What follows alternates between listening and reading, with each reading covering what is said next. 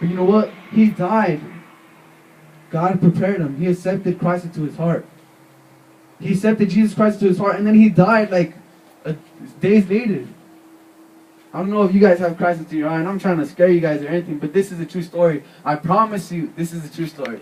The same way that kid accepted Christ into his heart, there was a testimony of someone else, right? Some people went up to these two guys, and they were like in gangs and stuff, and they went up to those two guys, and they said, "Hey, Jesus loves you." And they said, "You know what? Church is only for those people who are old. Come on, man. Let me do my life the way I want to do it. Let me smoke. Let me drink. Let me get with all these girls the way I want to do it. I just want to be with my friends. I just want to do all the things that youngsters like to do. All right? All that stuff is for old people. So maybe when I'm old, I'll do it with you guys. All right? But as of right now, let me have fun in my life. YOLO." Well, that's probably what they said too. So they're right there, right?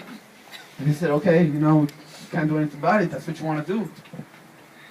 And the following week or the following days, they found out that somebody shot them in their head. One of them died instantly. The other one didn't even know what happened to him. But they decided to reject God. They decided not to accept him into their hearts. So dead without God only leaves dead down there. But that guy who accepted Christ to his heart led to life, everlasting life in heaven. See how these two stories kind of relate to each other, but one of them ended up with a different outcome. Another one ended up with a bad outcome. What is your outcome gonna end up like tonight? Because tomorrow, you guys, isn't promised.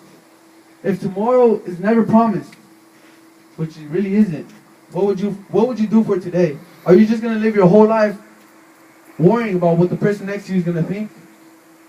Are you going to live your whole life worrying about what someone is going to think of you if you talk about God, or if you sing the song while we're praising right here, or if you close your eyes while we're praying? If you live your whole life wondering what the person next to you is thinking about you, you're never going to get anywhere.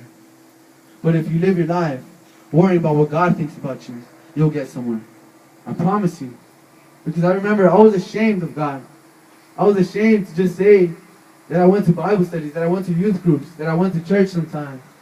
And the day that I decided not to be ashamed was the day that there was a change.